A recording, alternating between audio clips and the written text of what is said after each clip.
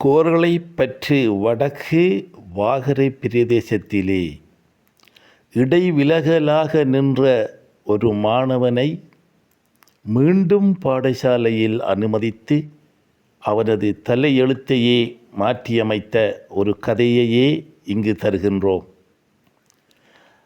தனது கல்வியை தொடர முடியாது குடும்ப வறுமை காரணமாக பாடசாலையில் இருந்து இடைவிலகி தனித்தொழிலை தொடங்கி கொண்டிருந்த ஒரு ஏழை மாணவனை மீண்டும் பாடசாலையில் அனுமதித்து இன்று சமூகத்துக்கு வழிகாட்டுகின்ற ஒரு மனிதனாக மாற்றியமைக்கப்பட்ட வரலாறையே இங்கு கதையாக தருகின்றோம்.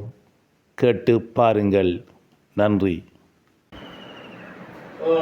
ஒரு 30 வருடங்களுக்கு முன் நானும் அப்போதைய பாடசாலை அதிபரும் வீதியால் சென்று கொண்டிருக்கிற நேரத்தில் பாடசாலையில் இருந்து இடைவிலகிய மாணவன் கடற்கரை ஓரமாக வடையும் ஏனைய அந்த வடை கோடை இப்படியான உணவு பண்டங்களை வியாபாரம் செய்து கொண்டிருந்தார். வீதி ஓரமாக கடலிலே மீன்பிடிக்க சென்றவர்கள் கரைப்பட்டு வருகின்ற போது அவர்களுக்கு விற்பனை செய்வதற்காக இந்த மாணவன் இருந்தார்.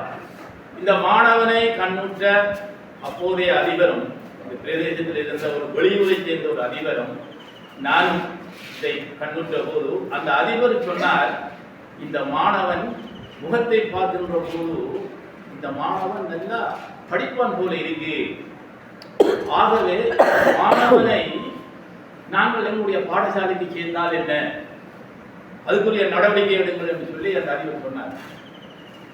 அதன் வாயிலாக அந்த மாணவன் கதிரவழி விக்னேஸ்வரா மகா வித்தியாலயத்திலே அனுமதிக்கப்பட்டார்.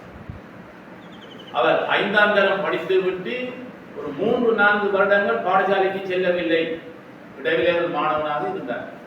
அந்த மாணவனை மீண்டும் கதிரவழி விக்னேஸ்வரா மகா வித்தியாலயத்திலே அனுமதிக்கப்பட்டு அந்த மாணவன் தொடர்ந்து கற்றலில் ஈடுபட்டுக் கொண்டிருந்தார். இவ்வாறு கற்றலில் ஈடுபட்ட மாணவன் காப்போத்த சாரணத்திலே சித்தி அடைகிறார், காப்போத்த உயர்ந்தத்திலே சித்தி அடைகிறார். அது மாத்திரமல்ல, பல்கலைக்கழக படிப்பிலும் பட்ட படிப்பை நிறைவு செய்கிறார். பட்டப்பின் கல்வி டிப்ளோமா கற்கையை நிறைவு செய்கிறார்.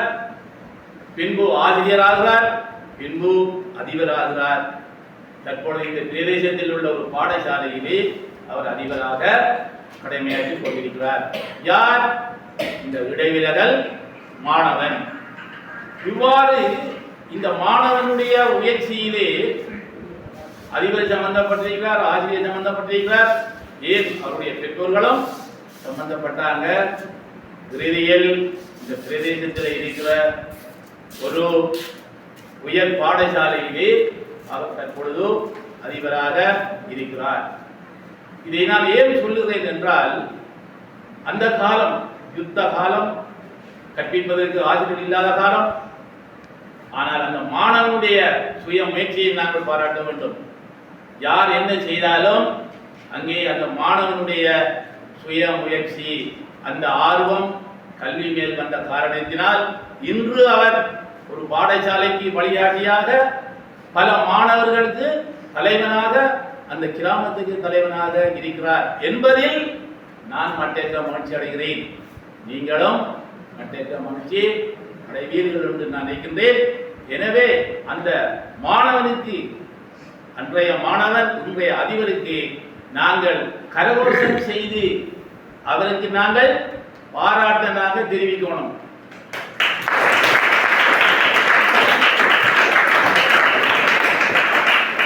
இவ்வாறு நான் பல கதைகளை சொல்லுவேன். இது ஒரு கதை தான். நிறைய கதைகள் இருக்கு. இந்த நாயந்தனுக்கு தெரியும், நிறைய கதைகள் இருக்கு. அது எல்லாம் நான் சொல்லல, சந்தர்ப்பங்கள் வரும்போது நான் சொல்லுவேன். எனவே அன்புக்குரிய மாணவர்களே, பெற்றோர்களே, நீங்கள் இந்த நேரத்தில் இருந்தாவது அந்த மாணவனை சற்று எண்ணி பாருங்கள்.